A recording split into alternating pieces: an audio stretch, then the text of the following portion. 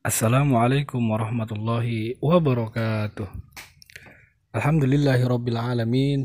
Wassalatu wassalamu ala asrafil anbiya'i wal mursalin sayyidina wa maulana Muhammadin wa ala alihi wa sahbihi ajmain. Bagaimana kabarnya anak-anak soleh dan solehah semua? Semoga dalam keadaan sehat walafiat dan mudah-mudahan kita semua selalu dalam lindungannya Allah Subhanahu wa ta'ala. Amin amin ya rabbal alamin. Berjumpa lagi dengan Pak Rozi, masih dalam pembelajaran dari rumah masing-masing, yaitu Pendidikan Agama Islam kelas 3. Materi kita pada kali ini melanjutkan pertemuan yang lalu, yaitu pelajaran kedua dengan tema senangnya belajar surah An-Nasr. Sebelum kita mulai pelajaran kita pada hari ini, mari kita berdoa terlebih dahulu agar mendapat ilmu yang bermanfaat dan diberikan kemudahan dalam memahami pelajaran. Bismillahirrahmanirrahim. Raditu billahi rabba wa bil islami dina wa bi Muhammadin nabiyyan wa rasula. Rabbi zidni ilma warzuqni fahma birahmatika ya arhamar rahimin. Amin amin ya rabbal alamin. Sebelum kita mulai, coba kita perhatikan gambar yang ada di layar. Ada seorang guru yang sedang melafalkan surah An-Nasr yang lalu disimak oleh anak-anak muridnya dan dilanjutkan oleh anak-anak muridnya. Kita masuk pada pembahasan yang pertama, yaitu membaca kalimat dalam surah An-Nasr. Ayo membaca surah An-Nasr berikut ini dengan sungguh-sungguh serta fasih dan tartil. Tidak lupa juga kita awali dengan membaca basmalah. Bismillahirrahmanirrahim. Idza jaa nasrullahi wal fath wa ra'aitan nasa yadkhuluna fi dinillahi afwaja fasabbih bihamdi rabbika wastaghfir innahu kana tawwaba. Idza jaa nasrullahi wal fath artinya apabila telah datang pertolongan Allah dan kemenangan. Wa ra'aitan nasa yadkhuluna fi dinillahi afwaja, dan engkau melihat manusia berbondong-bondong masuk agama Allah. Fasabbih bihamdi rabbika wastaghfir, maka bertasbihlah dengan memuji Tuhanmu dan mohon ampunan kepadanya. Innahu kana tawwaba, sungguh dia Allah Subhanahu wa ta'ala adalah penerima taubat. Coba kita perhatikan panjang bacaan berikut. Perhatikan garis yang ada di layarnya. Iza panjang 2 harokat ketukan atau panjangnya 2 ketukan. Contohnya iza ja. Lalu pada kalimat jaa panjangnya 5 harokat atau 5 ketukan. Jaa nasrullah. Idza jaa nasrullahi wal fath. Kita lihat pada ayat yang kedua. Wa ra'aita.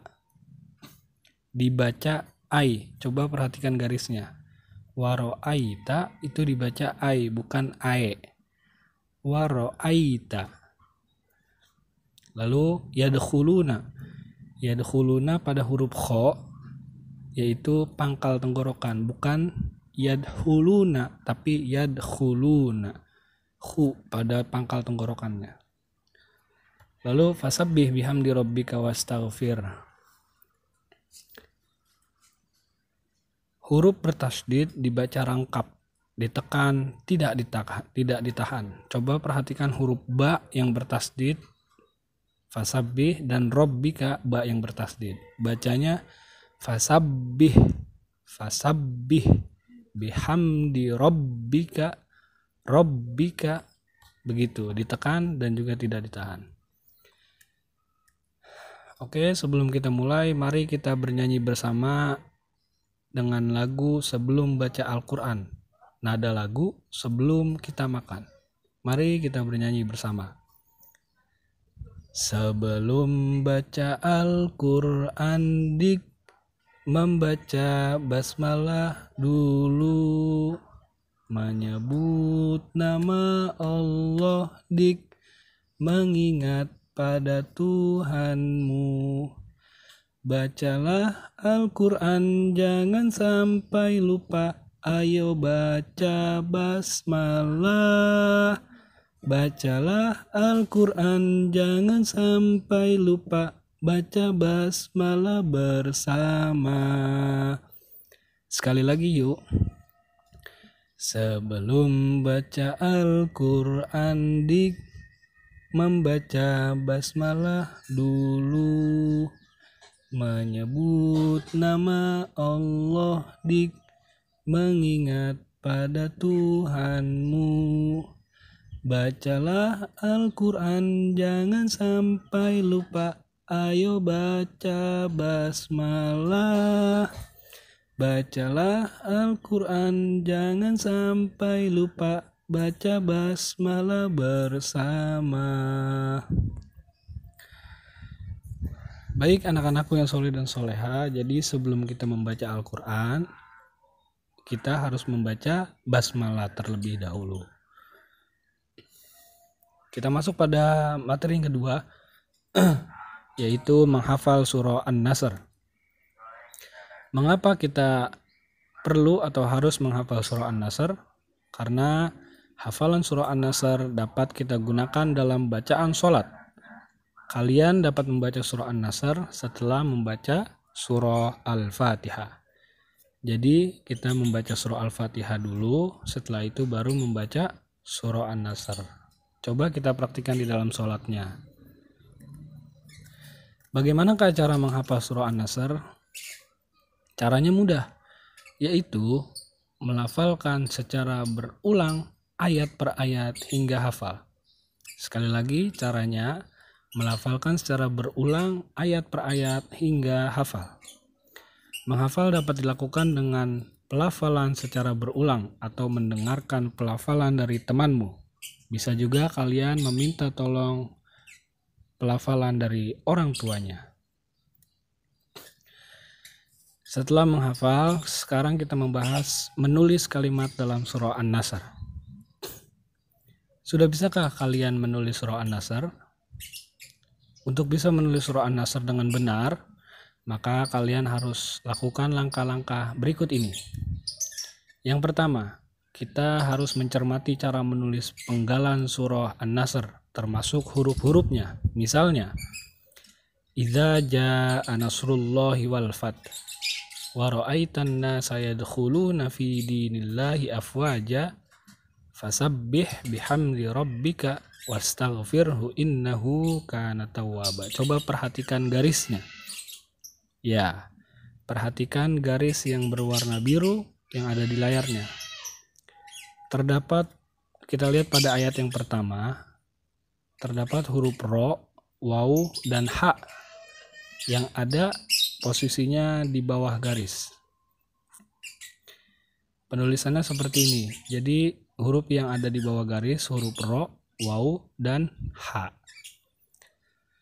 Menulis huruf Arab itu mudah, yaitu dimulai dari sebelah kanan ke kiri. Jadi nulis huruf Arab itu kebalikan dari huruf Indonesia. Kalau huruf Indonesia dari kiri ke kanan, kalau huruf Arab itu dari kanan ke dari kanan ke kiri. Lalu pembahasan yang terakhir, pesan surah An-Nasr. Surah An-Nasr adalah surah yang ke-110 dalam Al-Quran. Surah An-Nasr terdiri atas 3 ayat, termasuk golongan surah Madaniyah. Kenapa surah An-Nasr disebut surah Madaniyah? Yaitu karena surah An-Nasr diturunkan di kota Madinah setelah hijrahnya Nabi Muhammad. Karena surah An-Nasr diturunkan di kota Madinah, maka surah An-Nasr termasuk golongan surah Madaniyah. Dinamakan An-Nasr karena diambil dari kata nasru yang terdapat pada ayat pertama, yang artinya pertolongan. Jadi An-Nasr artinya adalah pertolongan. Pokok-pokok isi surah An-Nasr adalah sebagai berikut. Yang pertama, surah An-Nasr menceritakan tentang kemenangan Nabi Muhammad SAW dan juga kaum muslimin untuk menguasai kota Mekah dengan damai. Lalu pokok isi yang kedua, pasukan Islam dari Madinah sangat disegani oleh kaum kafir Mekah yang dulu memusuhinya. Pokok isi surah An-Nasr yang ketiga, semua kemenangan itu berkat pertolongan dari Allah Subhanahu wa Ta'ala. Jadi kemenangan yang didapat oleh Nabi Muhammad dan kaum muslimin itu adalah berkat dari pertolongannya Allah Subhanahu wa Ta'ala. Lalu pesan yang keempat, kaum muslimin bersyukur atas nikmat Allah yang besar ini. Dengan cara apa? Dengan cara memanjatkan puji dan istighfar, mohon ampun kepada Allah Subhanahu wa Ta'ala. Dengan membaca kalimat-kalimat thayyibah, subhanallah, yaitu kalimat tasbih, maha suci Allah, walhamdulillah, fasabbih bihamdi rabbika, fasabbih maka bertasbihlah, bihamdika dengan memuji Allah, dan wastaghfirhu dan istighfar, memohon ampun kepada Allah. Itulah pesan-pesan yang terkandung atau pokok-pokok isi surat dalam surah An-Nasr. Selanjutnya seperti biasa ada tugas yang berisikan 10 soal yang harus dijawab masing-masing. Selanjutnya dikirim japri ke Pak Rozi. Oke. Alhamdulillah pembahasan kita mengenai surah An-Nasr telah selesai kita bahas bersama. Sebelum kita tutup, mari kita berdoa terlebih dahulu agar apa yang kita dapat, apa yang kita pelajari hari ini mendapatkan keberkahan dari Allah Subhanahu wa Ta'ala.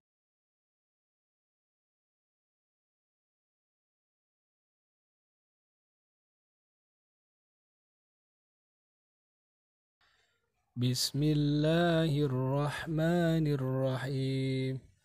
Subhanakallahumma wa bihamdika asyhadu an la ilaha illa anta astaghfiruka wa atubu ilaik.